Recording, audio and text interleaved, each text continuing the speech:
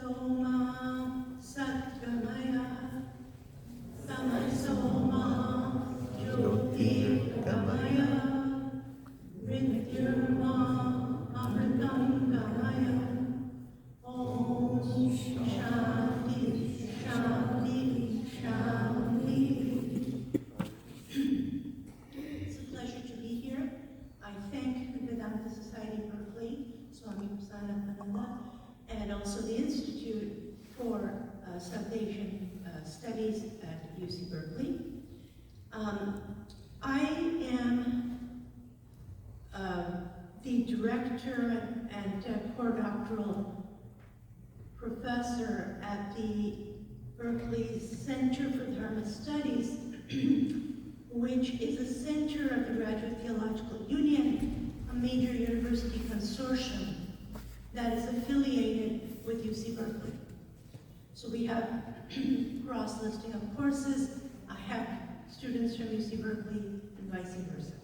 So, but what we do differently is that we take in the perspective of both the study of religion and also the possibility of the creative, critical, constructive reimagining of different traditions. When the center was being conceived, I was the Swami Vivekananda professor at USC. And I was brought in as an advisor. And I had no intention of moving north. But what happened is that as Swami Vivekananda professor, one of my first tasks was to do the 125th birth anniversary of Swami Vivekananda conference, the conference on that. Now, this conference, actually, my good friend and colleague, Professor Chapman, was also at that conference presenting. That conference produced a volume of critical chapters by numerous scholars, including Swami Prasannatmananda, who some of you may be familiar with. And the interesting thing about it, to my surprise, is that it was the first edited volume that is collection of scholarly articles coming out of the International Academy, particularly the Western Academy, since the early 1990s. And so, but there are good volumes such as Makaran Paranjupe's book and so forth. But this was important because what we brought together is something that Vishnupurti talked about, that is contemporary perceptions of Vivekananda, his relevance, his legacy, and so forth. Now, thinking about that, the way that I interpreted the life's work of Swamiji here, especially in North America, and especially in terms of his interpretations of the yogas and so forth, was that he was the first modern Hindu, constructive, liberative, critical theologian. So, there is a field called constructive theology, which is bringing theology into engagement with the critical concerns of our time.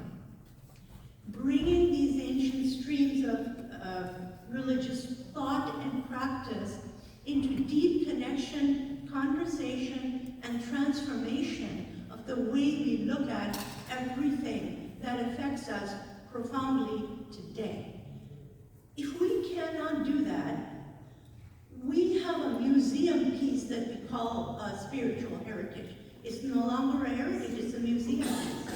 It is only when one can bring that into contextual, constructive conversation with this moment in time, or his moment in time, then that is when it becomes a living river of life-giving wisdom and knowledge. What Swami Vivekananda did was not bhashya. He wasn't a bhashyakar. But why should he be a bhashyakar? Shankaracharya had done the bhashya on the Prasannatmananda already, and he's an Advaita Vedantin. Why should he have to redo that? He does not. But what he does is precisely constructive theology. Seeing the bhashya there, the commentary on Shruti, what Swamiji does is that he connects it to his moment in time. So, there's another term I'll share with you, which is liberation theology. Liberation theology arises in South America in the 60s.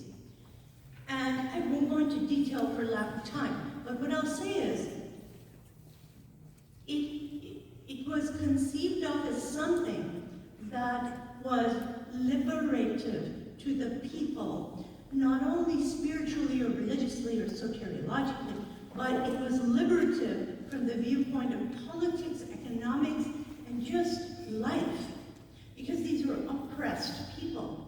So Swamiji is speaking at a time of the enslavement of the Indian subcontinent of South Asia. He is speaking out of the context of the extraordinary devastation of colonialism and the enslavement of his people. His theology is liberation theology. He doesn't just seek to give you mukti or moksha. He wants to liberate his people. He wants to liberate them from the oppression of tyranny, from the oppression of poverty, from the oppression of lack of opportunity, from the oppression of violence. And he knows that unless they're lifted up in this way, they're liberated up in their embodiment, then they can seek the liberation of their spirit. This is revolutionary because it's the first time out of the global south, in the context of colonialism, we have a philosophical theologian in absolute engagement with the critical concerns of his time.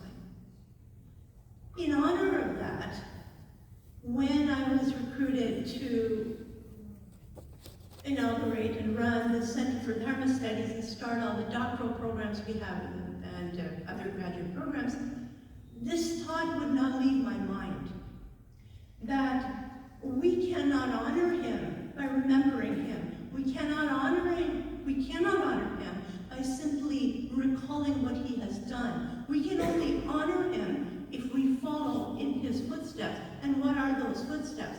You heard tonight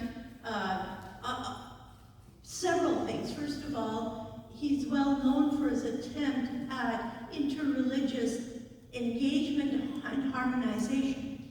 He is criticized for projecting his own version of what he considers spiritual tilas, ultimate goals, onto other religions. But that's not the point. That we can discuss, we can critique. But the point is, he is trying at his level best to engage the religious other from a position of inclusion, compassion, and respect. And his method of doing so, we can critique that. We cannot critique the motive. So that's the first thing, the interreligious engagement. The second thing, of course, is translating 3,000, 4,000-year-old Shruti, 1,000-year-old Bhashya, into the idiom and language of another culture, another continent, and another people. That's remarkable at that time.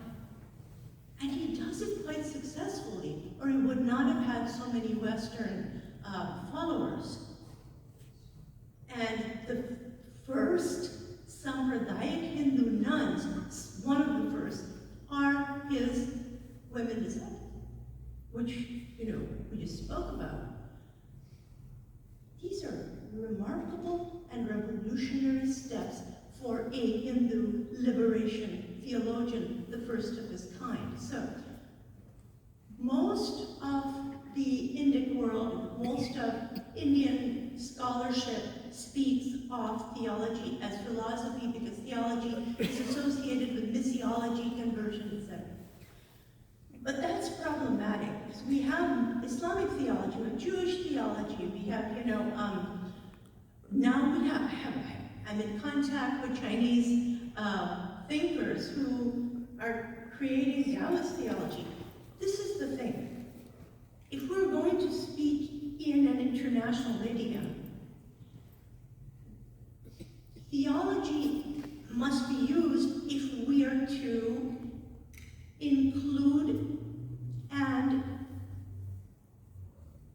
bestow authority upon sacred texts, or what we consider sacred texts. So it's philosophy if you do not include the Prasannatmananda. If you just say, let us sit and reflect and use reason and perception and all the pramanas to come to our own conclusion. Fine, that's philosophy. But the moment you say, and of course, we must not forget Shabda Pramana, the epistemology, the knowledge embedded in sacred texts, then it becomes theology. In his case, philosophical theology. But that doesn't tell us anything. Theology could simply be looking at all the bhashya and coming up and said, they said this. Ramanuja said this, Shankara said this, or Madhava said this, and so forth. But the thing is that if you have traditions within the Hindu world, such as, which are not even that old, in relation to the age of this tradition.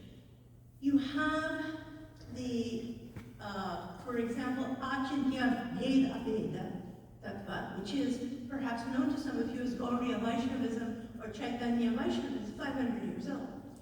Now, what does it do? It doesn't do bhashya until very recently. It's Swami Prasannatmananda, Srila Prabhupada, who comes and does the Gita translation in bhashya. We're talking about the 1970s. What happened until then for 500 years? Well, they said, the guru of Sri Chaitanya Mahaprabhu was a Madhvite. Madhva has done the necessary work on bhashya. We just need to go further. They did. They produced a remarkable psychological theology of emotions, Rasa Bhava. They produced a very sophisticated theology of the principles of the feminine and masculine principles in engagement, which you don't see in many other Krishna Bhakti traditions, and so forth. I could give you a long list. Why does this tradition particularly matter? Because they're powerful in Bengal. And that is where Shakta Bhakti develops, out of Shakta Tantra. The guru of Ramprasad Sen, who Sri Ramakrishna used to sing his songs, his Sherma Sangeet, and used to say, Mother, you gave Ramprasad a vision of yourself, but you won't come to me. And he used to cry. This is very well known. Ramprasad doesn't start the tradition, his guru does. And Ramprasad continues, and Kamalakanta Bhattacharya continues, Durgadas, it goes on. And it culminates in Thakur. It culminates in Sri Ramakrishna. And why does this matter? Because of the influence of Chaitanya Sampradaya. The idea of bhava comes into play. So you heard about Gopaler Ma, right? Gopaler Ma, she's a Vatsalya bhava towards baby Krishna, Balakrishna. But the only bhava that is appropriate in Shakta Bhakti is the bhava of a child to its mother, which you all know. But this transformation is a big one from going from tantric worship of the divine feminine to this point. Sri Ramakrishna introduces an Advaita Vedanta that is inclusive of the beauty of the material world and the visceral, powerful, dynamic presence of the divine feminine, which is the matter, energy, consciousness, infused, manifest reality that is represented by Shakti. He includes that. He doesn't leave it behind. And Swami Vivekananda guides everyone to say, yes,